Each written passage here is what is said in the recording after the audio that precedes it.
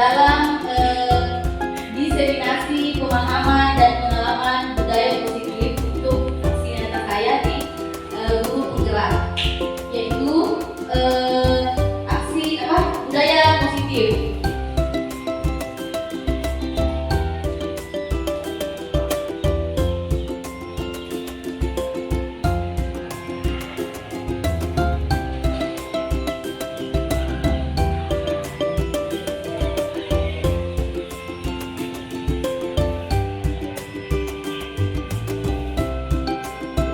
Oke, sebelum kita masuk di budaya positif, saya ingin bertanya dulu ke Bapak dan Ibu.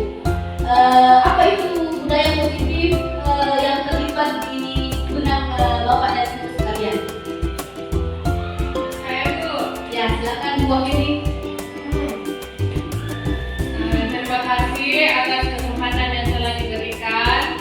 Jadi menurut saya Bu, budaya positif itu adalah kebiasaan atau praktik baik yang dilakukan di sekolah Bu, baik oleh guru-guru maupun siswa. Terima kasih.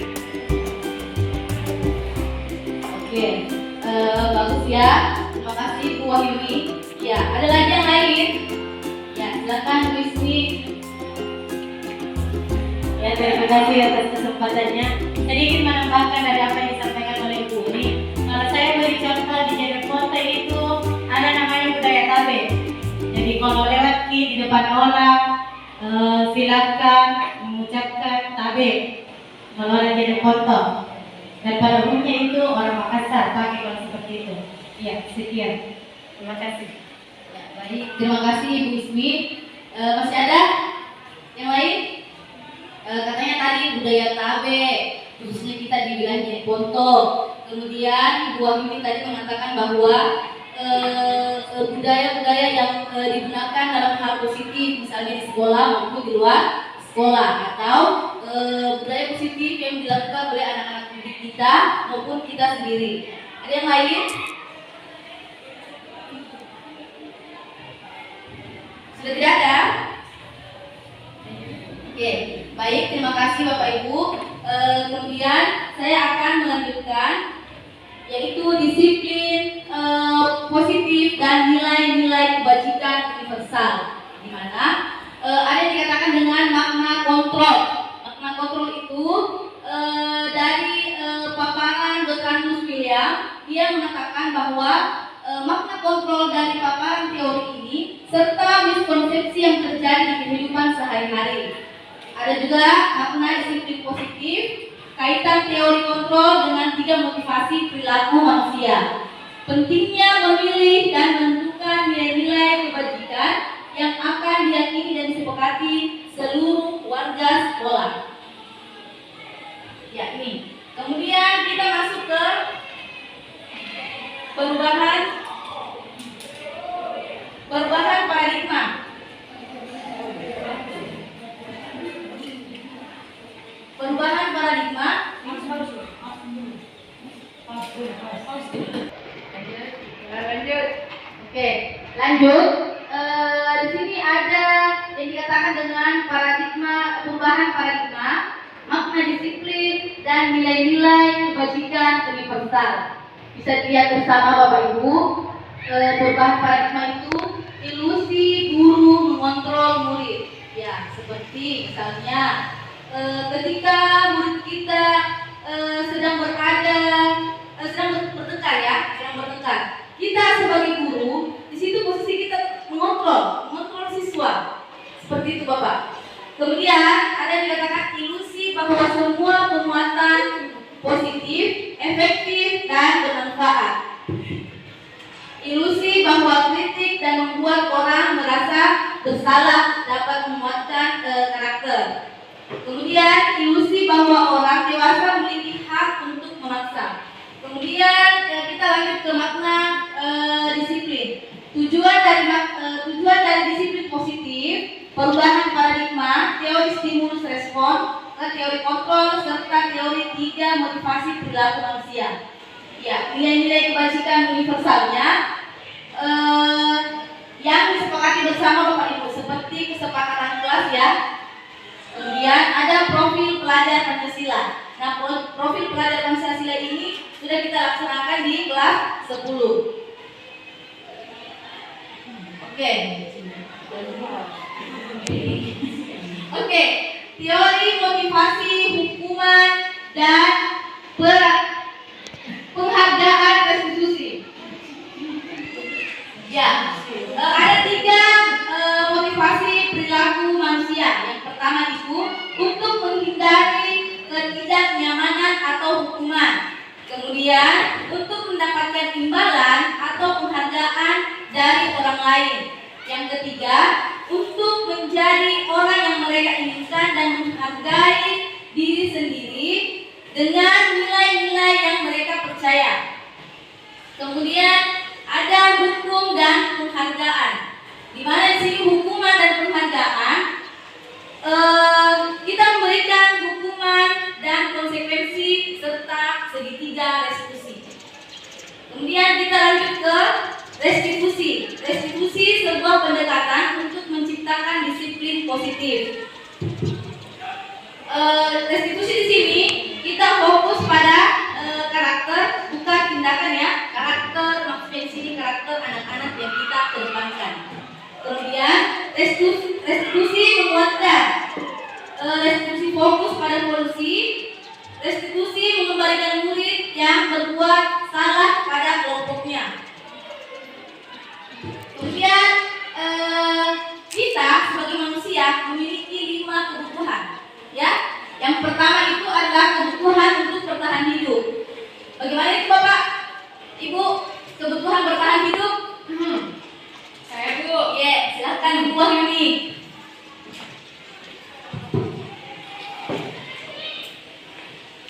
Tes. Ya, kebutuhan bertahan hidup. Ya, jadi kebutuhan, jadi 5 kebutuhan dasar manusia Bu. Jadi menurut saya itu kebutuhan bertahan hidup itu ada 3. Yang pertama adalah kebutuhan primer, sekunder, dan tersier. Di mana kebutuhan primer itu adalah kebutuhan bahan pokok yang kebutuhan sehari-hari manusia Bu, seperti itu. Kemudian selanjutnya kebutuhan primer, kebutuhan kedua yang dibutuhkan oleh manusia seperti tempat tinggal, seperti itu rumah, seperti itu Bu. Kemudian yang ketiga adalah kebutuhan tersier. Tersier itu ya seperti membeli mobil, membeli tanah, televisi, seperti itu Bu. Terima kasih. Ya, bagus sekali ya. Ini contoh yang diberikan oleh kebutuhan untuk bertahan hidup. Kemudian ada kasih, sayang, dan rasa untuk diterima. Seperti apa itu Bapak Ibu? Kasih sayang dan rasa diterima. Seperti apa? Ada yang bisa memberikan contoh? Ada? Saya Bu. Ya, silakan Ibu nih. Ya, jadi terima kasih atas kesempatan yang telah diberikan. Ya, kebutuhan kasih sayang seperti itu. Menurut saya Bu, kebutuhan kasih sayang itu misalnya siswa kita di dalam kelasnya, ya. Jadi siswa kita itu setiap siswa itu membutuhkan rasa diterima oleh teman-temannya Bu, seperti itu. Jadi setiap siswa yang ada di dalam kelas dia butuh diakui, disayangi, diperhatikan oleh teman-temannya yang lain, seperti itu Bu. Jadi rasa diterima sama teman-temannya. Jadi kan misalnya ada temannya yang tidak nanggap di teman yang lainnya betul karena misalnya kurang di pengetahuannya. Padahal ya kita harus saling menghargai dan menerima teman kita kelebihan dan kekurangannya yang ada di dalam kelas, seperti itu Bu. Terima kasih. Oke, terima kasih ya. Ya, seperti itu ya. Kasih sayang dan rasa ingin diterima pada orang lain, ya. Kemudian ada kebebasan. Kebebasan yaitu kebutuhan akan pilihan. Di sini maksudnya kebebasan murid bebas untuk melakukan apa saja dalam hal positif seperti itu. Kemudian kesenangan, kebutuhan untuk merasa senang. Seperti apa itu Bapak Ibu?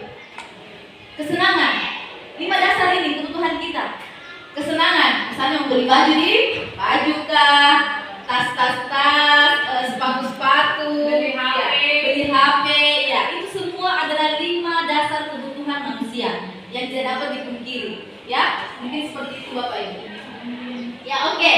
Sekarang kita masuk ke restitusi. 5 posisi kontrol guru. Ya. Kita ini sebagai guru, Bapak Ibu, memiliki 5 posisi kontrol. Ya, sebelum kita masuk ke materinya, saya mau jelaskan dulu apa itu restitusi. Segitiga restitusi. Ya. Restitusi itu adalah proses menciptakan kondisi bagi murid untuk memperbaiki kesalahan mereka, sehingga mereka bisa kembali pada kelompok mereka dengan karakter yang lebih kuat lagi. Ya, seperti itu ya, segitiga restitusi. Oke, sekarang kita masuk ke 5 posisi kontrol guru. Nah, 5 posisi kontrol guru kita ini, yang pertama itu adalah penghukum. Ya, ada yang dikatakan dengan penghukum. Kemudian pembuat merasa bersalah. Ya. Kemudian kita juga bisa sebagai teman mereka. Ya. Kemudian kita juga sebagai pemantau. Dan yang terakhir adalah sebagai manajer. Ya. Ya, itu ingat Bapak Ibu ya. Kita memiliki 5 posisi kontrol sebagai guru. Sebagai pemantau, sebagai manajer, sebagai pembuat kesalahan, merasa bersalah, kemudian sebagai penghukum, dan sebagai teman. Oke, saya kasih dulu contohnya. Ketika kita sebagai guru penghukum, ya, seseorang menghukum bisa menggunakan hukuman fisik maupun verbal, ya, maupun verbal, di mana orang-orang yang menjalankan posisi penghukum senantiasa mengatakan bahwa sekolah memerlukan sistem atau alat yang dapat lebih menekankan murid-murid lebih dalam lagi. Ya, guru yang menerapkan posisi penghukum ini akan berkata bahwa patuhi aturan saya, ya, patuhi aturan saya atau awas, ya. Kemudian kamu selalu saja salah, selalu pasti dan selalu yang terakhir selesai dalam mengerjakan tugas. Ya, guru seperti ini, Bapak Ibu, ya, guru seperti ini senantiasa hanya percaya ada satu cara agar pembelajaran berhasil. Ya, menurut cara guru tersebut ya. Kemudian menghukum dengan suara tinggi, ya, berbahasa tubuh, mata melotot, ya banyak gaya-gaya guru karena kita kan beda-beda ya. Ya. Kemudian kemungkinan murid marah dan menendang atau bersifat agresif bisa jadi sesudah kembali duduk murid tersebut akan mencoret-coret bukunya atau meja tulisannya lebih buruk lagi. Sepulang sekolah, murid melihat motor atau mobil bapak ibu guru dan akan menggores kendaraan tersebut dengan paku. Ya, ini adalah posisi guru sebagai penghukum. Ya, semoga bapak ibu guru yang tidak ada ya termasuk ini. Ada ya? Untuk menghukum siswa. Ada bapak ibu? Ada? Siap. Cepat ada yang bisa memberikan cara menghukumnya seperti apa bapak ibu? Kenapa bu? Oh, Bu Suci ya? Bagaimana Bu Suci? Hukuman seperti biasa, dimarahi. Oh iya, biasa. Semoga Bapak Ibu tidak ada yang mengikuti egonya sendiri ya, dan memberikan kesempatan kepada murid. Iya, silakan Ibu Wahyuni. Ya, terima kasih Bu. Jadi di sini guru sebagai posisi penghukum. Ya, jadi posisi penghukum di sini ya memang ya kita tidak lepas dari ini ya, dan ya, biasanya memang guru itu menghukum ya, menghukum dan Ya, kalau misalnya sudah tidak terkontrol lagi ini sikapnya siswa, Bu. Jadi dia biasa dihukum seperti itu. Tapi ya setelah saya masuk guru penggerak, ya ternyata ini posisi penghukum di guru sebagai penghukum itu ya kurang tepat, Bu, yang saya tahu. Jadi kita di sini sebagai guru harus banyak-banyak sebagai manajer, posisi kontrol manajer terhadap siswa. Kita jangan sekali-kali menghukum siswa, tapi ya, manajer berperan sebagai manajer seperti itu. Terima kasih. Ya, baik. Terima kasih Bu Uli atas bantuannya. Ya, betul. Saya juga baru menyadari bahwa di dalam guru penggerak itu tidak ada yang dikatakan guru sebagai penghukum. Ya. Kita sebagai manajer, ya, tapi bukan penghukum. Iya, menurut Ki Hajar Dewantara ya, kita berpusat pada murid, ya, semua berpusat pada murid, hamba kepada murid, semuanya murid, ya. Kemudian kita masuk ke pembuat merasa bersalah. Nah, pada posisi ini Bapak Ibu, biasanya guru akan bersuara lebih lembut, ya, membuat rasa bersalah, akan menggunakan keheningan yang membuat orang lain merasa tidak nyaman, merasa bersalah atau rendah diri. Kata-kata yang keluar dengan lembut akan seperti ini ya Bu. Ibu sangat kecewa dengan kamu. Berapa kali ibu harus memberitahu kamu, nak? Gimana coba kalau orang tua kamu tahu bahwa kamu berbuat seperti itu? Ya. Di posisi ini, murid akan memiliki penilaian diri yang buruk tentang diri mereka. Murid merasa tidak berharga dan telah mengecewakan orang-orang yang dia sayangi. Kemudian, pembuat merasa bersalah dengan nada suara yang melemas, halus, sedih, bahagia, bahasa tubuhnya merapat dan merapat pada anak atau lesu. Hasilnya, murid akan merasa bersalah telah mengecewakan ibu atau bapak gurunya.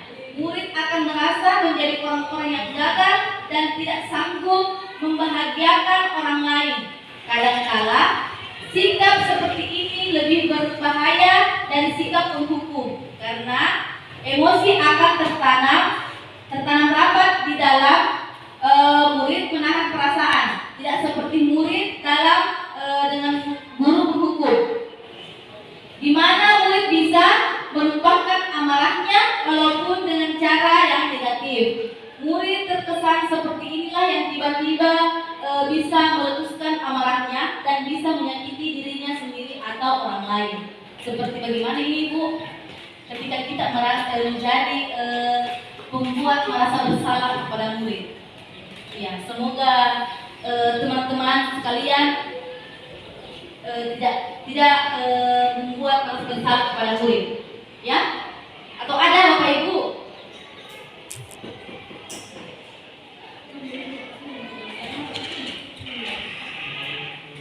Ya, silakan Ibu Wahyudi. Ya, terima kasih Bu atas kesempatan yang telah diberikan. Nah, pembuat merasa bersalah di sini, jadi menurut saya di sini Bu, pembuat merasa bersalah itu ya sikap seorang guru, di mana apabila ada siswa kita di dalam kelas yang melanggar aturan, ya kita mendekati dengan kata-kata yang lebih lembut sehingga dia merasa dirinya menyesal, merasa bersalah Bu. Seperti itu. Contohnya misalnya ada siswa kita yang langsung saja keluar pada saat proses pembelajaran.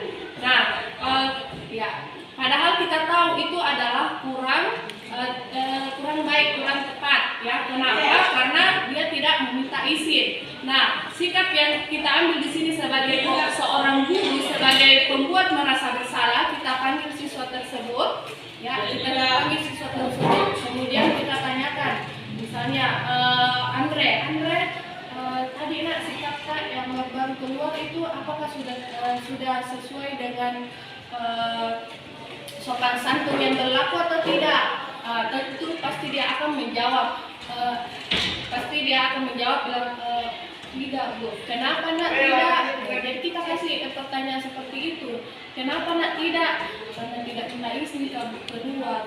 Padahal itu seharusnya kita harus meminta izin. Jadi kira-kira nak bagaimana ini sikapnya Andre? Apakah sudah tepat atau tidak? Bagaimana yang seharusnya? Jadi Anda pasti akan menjawab, ya seharusnya itu Bu, saya minta izin keluar seperti itu. Jadi pertanyaan yang lebih lembut kepada siswa kita, tapi mengena dan tanpa menghukum, tanpa dengan suara yang keras, tanpa menghakimi siswa tersebut, tapi dengan lembut kita memberikan pertanyaan-pertanyaan yang mengarah ke hal tersebut, tapi dengan nada lembut seperti itu, sehingga dia merasa iya betul sikapku ini tidak tepat. Itu saya harus minta izin keluar pada proses pembelajaran seperti itu. Terima kasih. Oke, terima kasih, bagus sekali penjelasan dari Ibu Wahyuni. Terima kasih Bu telah membantu. Kemudian kita lanjut posisi kontrol kita sebagai guru, yaitu bisa dijadikan teman, ya. Dimana guru pada posisi ini tidak akan menyakiti muridnya, ya. Namun akan tetap berupaya mengontrol murid sesuai persuasi.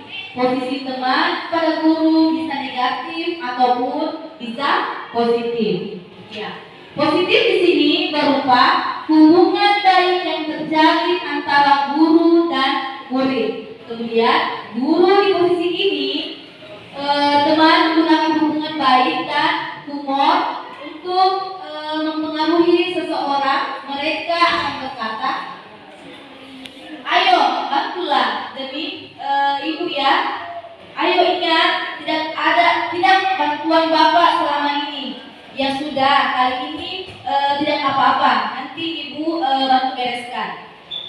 Ya, kita sebagai teman di sini memberikan nada suara yang ramah, yang akrab dan bercanda. Bahasa tubuhnya merapat pada murid, mata dan senyum jenaka. Ya, maksudnya ketika kita berkomunikasi kepada murid kita sudah menganggap mereka adalah anak kita, ya. Sehingga tatapan mata kita antara guru dan murid itu ada chemistry-nya, ya, seperti itu, Bapak Ibu. Ya, murid akan merasa senang dan akrab dengan gurunya.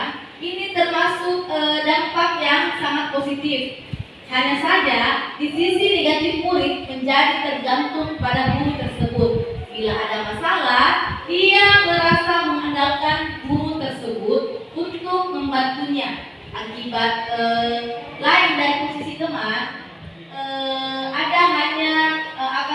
Anda hanya akan berbuat sesuatu bila menyuruh adalah guru tersebut dan membantu, dan belum tentu berlaku yang sama dengan guru atau orang lain. Ya, kita juga bisa sebagai teman ya bagi siswa kita. Ada yang ingin berpendapat tentang guru sebagai teman?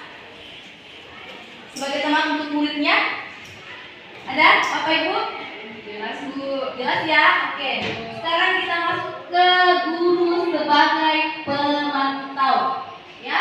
Dimana kita memantau berarti mengawasi gerak-gerik semua pada murid kita, ya. Pada saat kita mengawasi, kita bertanggung jawab atas perilaku orang-orang yang kita awasi, ya. Posisi pemantau ini berdasarkan pada peraturan-peraturan dan konsekuensi yang telah kita sepakati bersama dalam kelas. Kemudian dengan menggunakan sanksi atau konsekuensi, kita dapat memisahkan hubungan pribadi kita dengan murid. Sebagai seseorang yang menjalankan posisi pemantau ini, pertanyaan yang dapat diajukan seorang pemantau yaitu, peraturannya apa? Apa yang telah kamu lakukan? Sanksi apa ya, dan konsekuensi apa? Ya, kalau kita sebagai pemantau, nada suaranya datar, bahasa tubuhnya formal, ya. Kemudian akan mendapatkan hasil murid memahami konsekuensi yang harus dijalankan karena telah melanggar salah satu peraturan sekolah. Guru tidak menunjukkan suatu emosi yang berlebihan, menjadi marah atau membuat merasa salah. Murid tetap dibuat tidak nyaman, yaitu dengan harus tinggal kelas pada waktu jam istirahat dan mengerjakan tugas. Guru tetap harus memantau murid pada saat menjalankan tugas di jam istirahat, karena murid tidak bisa ditinggalkan seorang diri di sekolah. Iya. Bagaimana Bapak Ibu? Semoga Bapak Ibu selalu memantau gerak-gerik baik negatif maupun positif pada siswa kita di sekolah. Ya. Kemudian yang terakhir yaitu kita masuk ke posisi manajer. Ya. Manajer ya. Pada posisi terakhir ini adalah posisi di mana guru berbuat sesuatu bersama dengan murid, mempersilahkan murid, mempertanggungjawabkan perilakunya, mendukung murid agar dapat menemukan solusi atas permasalahannya sendiri. Iya. Di manajer, murid diajak untuk menganalisis kebutuhan dirinya maupun kebutuhan orang lain. Di sini penekanan bukan pada kemampuan membuat konsekuensi, namun dapat berkolaborasi dengan murid bagaimana memperbaiki kesalahan yang ada. Seorang manajer akan berkata, apa yang kita yakini? Ya, apa yang kita yakini. Kemudian, apakah kamu meyakinkan atau meyakininya? Ya, ini kesepakatan kelas bersama Bapak Ibu ya, di dalam kelas kita. Ya, sebelum Bapak Ibu masuk ke dalam kelas, tentunya kita memberikan kesepakatan kelas di dalam kelas sebelum melaksanakan proses pembelajaran dalam kelas ya. Ya. Kemudian, jika kamu meyakininya, apakah kamu bersedia memperbaikinya?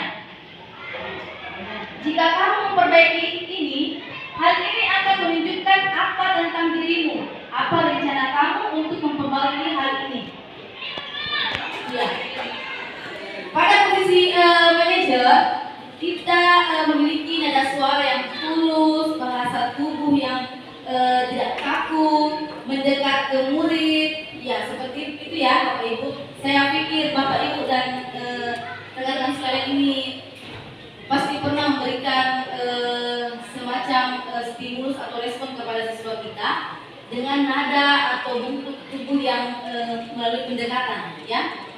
Kemudian hasilnya fokus ada pada murid, bukan untuk membahagiakan guru atau orang tua.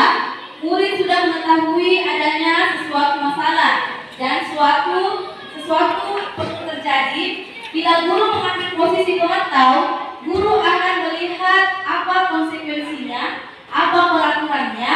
Namun pada posisi manajer ini, guru akan membalikkan tanggung jawab pada murid untuk mencari jalan keluar permasalahannya. Tentu tidak lepas dari bimbingan kita sebagai guru atau bapak guru mereka. Ya. Sampai sini Bapak Ibu ada yang ingin dipertanyakan tentang restitusi ya? Maaf, 5 posisi kontrol guru. Ya, silakan Ibu. Terima kasih Bu. Saat di sini saya hanya ingin menambahkan tentang 5 posisi kontrol guru, di mana di sini tentang manajer. Jadi manajer di sini adalah posisi kontrol seorang guru, di mana yang paling baik, paling bagus diterapkan oleh guru di sekolah. Kenapa? Karena posisi kontrol manajer di sini adalah misalnya pada suatu masalah, ada masalah, guru tersebut menghadapi menyelesaikan masalah tersebut dengan siswa dengan tanpa menghukum. Ya, tanpa memberikan efek-efek negatif kepada siswa, tapi dengan cara memberikan pertanyaan pemantik kepada siswa tersebut. Jadi memanggil siswa tersebut secara empat mata, kemudian bertanya, kemudian menyelesaikan masalah tersebut. Tapi bukan guru yang memberikan jawaban dari solusi solusi dari masalah tersebut, Bu. Tapi siswa yang mencari sendiri solusi dari masalah itu. Jadi kita sebagai seorang guru memberikan pertanyaan-pertanyaan yang bisa di mana siswa tersebut yang menjawab sendiri, mendapatkan sendiri solusi dari masalahnya, seperti itu, Bu. Kalau yang di manajer. Oke, terima kasih atas tambahannya Ibu. Ya, 5 posisi kontrol guru itu yang terbaik adalah manajer. Ya, kita bisa mengontrol, kita bisa memuaskan, kita bisa mendekati. Ya, segala hal positif itu adalah bisa dilakukan pada posisi manajer. Ya. Oke, kita lanjut ke restitusi atau yang dikatakan dengan segitiga restitusi. Ya. Ada yang paham Bu tentang segitiga restitusi? Belum? Ya. Tadi ya saya sudah jelaskan bahwa restitusi juga itu adalah proses kolaboratif yang mengajarkan murid untuk mencari solusi tentang masalah dan membantu murid untuk berpikir tentang orang seperti apa yang mereka inginkan. Ya, oke, segitiga restitusi. Nah, semoga Bapak Ibu berada di posisi ini, segitiga restitusi, yaitu mengidentifikasi, menstabilkan identitas, kemudian menanyakan keyakinan kelas dan validasi tindakan yang salah. Ya, ini ya. Oke, kita lanjut ya. Oke, segitiga restitusi, yaitu yang pertama menstabilkan identitas. Ya, dimana ini tadi sudah dibahas ya. Berbuat salah itu tidak apa-apa. Ya, mungkin Bapak Ibu pernah melakukannya dalam kelas ketika anak walinya melakukan kesalahan. Sehingga dia dipanggil ke ruang BK, kemudian Bapak Ibu ada di posisi ini, menstabilkan identitas. Ya, pasti Bapak Ibu perlu menanyakan, berbuat salah itu tidak apa-apa, ya, berbuat salah itu tidak apa-apa. Namanya juga kita manusia ya, karena kita tak luput dari kesalahan, ya, seperti itu Bapak Ibu. Kemudian tidak ada manusia yang sempurna. Saya juga pernah melakukan kesalahan seperti itu. Kita bisa menyelesaikan ini, ya. Kita bisa menyelesaikan seperti ini. Kita akan mencari solusinya bersama, ya. Kemudian Bapak Ibu tidak tertarik mencari siapa yang salah, tapi Bapak Ibu ingin mencari solusi permasalahan bersama. Kemudian kamu benar merasa begitu. Apakah kamu sedang menjadi teman yang baik buat dirimu sendiri? Ya. Ada yang ingin memberikan contoh Bapak Ibu? Iya, betul. Iya, silakan Ibu. Terima kasih Bu atas kesempatan yang telah diberikan. Nah, di sini menstabilkan identitas itu misalnya saya dapat misalnya itu ada siswa kita ya, ada siswa kita yang terlambat pada jam pertama ini Bu ya. Kemudian ada siswa kita yang terlambat, kemudian kita tanya, "Kenapa terlambat, Nak?" Dia bilang begadang Bu. Nah, jadi kita tanya, kemudian kita stabilkan di sini identitasnya dia. Nah, saya mengerti, ya. Jadi saya mengerti di sini bahwa misalnya siswa ini dia terlambat karena melakukan sesuatu di rumahnya tadi malam. Misalnya membantu tantenya yang lagi pesta. Nah, jadi kita stabilkan identitas. Misalnya ya, saya mengerti Nak, kamu itu terlambat karena membantu tantemu yang lagi sibuk ya. Jadi kita perbaiki perasaannya ini siswa, dikatakan menstabilkan identitas. Ya, saya mengerti Nak, paham sekali kamu mempunyai jiwa sosial, perhatian kepada tantemu sehingga kamu membantu tantemu yang lagi sibuk membuat kue karena lagi pesta. Tapi kira-kira menurutmu Nak, di sekolah ini sudah tepat atau belum? Ya, jadi kita kasih lagi pertanyaan. Jadi kita stabilkan dulu identitasnya bahwa dia sikapnya sudah bagus karena membantu tantenya. Ya, jadi distabilkan, dia diambil dulu perasaannya, diperbaiki dulu perasaannya seperti itu. Menurut saya kalau menstabilkan identitas. Kemudian kita berikan lagi pertanyaan romantis selanjutnya, misalnya ya, menurut kamu nak kalau terlambat ke sekolah itu bagaimana? Apakah sesuai dengan aturan sekolah atau tidak? Seperti itu. Jadi menstabilkan identitas misalnya seperti itu ya tadi. Ya, terima kasih. Oke, terima kasih Bu sudah memberikan contoh. Ya, seperti itu ya.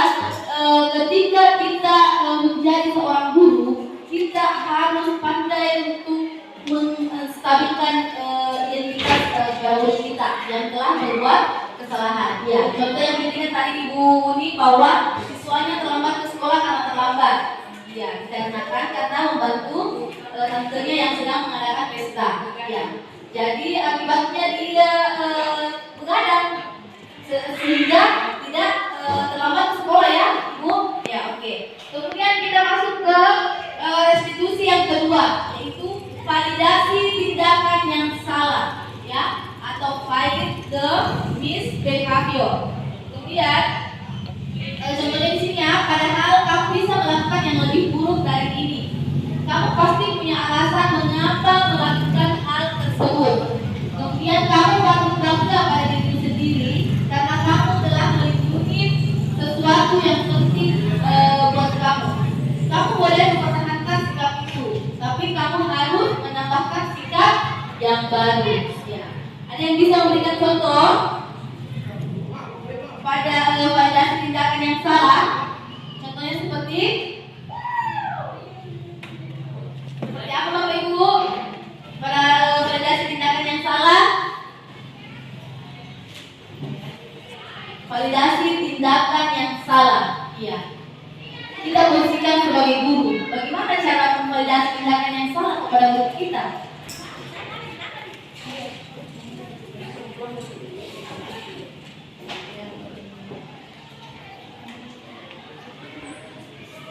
Iya, bagaimana Ibu? Sudah pahami? Ya, paham. Belum? Kasih lagi kan Ya, saya kasih contoh ya. Ya, ketika si anak kita yang bernama Fahmi, ya, anak kita yang bernama Fahmi melakukan sesuatu yang buruk. Ya, kita sebagai guru menanyakan, kenapa kamu melakukan hal seperti itu, Nak? Ya, dia akan mengatakan bahwa saya melakukan hal itu karena saya tak suka. Misalnya, saya tak suka kalau pekerjaan saya dicontek oleh teman saya. Ya, seperti itu. Kemudian dia juga kita juga harus mengatakan kepada anak kita, ya, kamu harus bangga pada diri sendiri. Ya, seperti itu. Ketika temannya melihat menyontek ya, menyontek hasil pekerjaan si Fahmi, tentunya Fahmi akan marah karena dia sudah berusaha bersusah payah mengerjakan tugasnya. Kemudian tiba-tiba besoknya temannya dicontek tugasnya si Wanda, ya misalnya. Tentu Fahmi selalu mempertahankan sikapnya, ya, sikap yang bagaimana? Sikap yang selalu benar. Ya, seperti itu Bapak Ibu. Nah, Bapak Ibu, ya, kita lanjut ya, terakhir ya, yaitu menanyakan keyakinan di dalam kelas. Ya, apa yang kita percaya sebagai kelas atau keluarga? Apa nilai-nilai umum yang kita telah sepakati? Apa bayangan kita tentang kelas yang ideal? Kamu mau jadi orang yang seperti apa? Iya. Ada yang bisa berikan contoh, Bu? Bapak menanyakan keyakinan di kelas. Iya.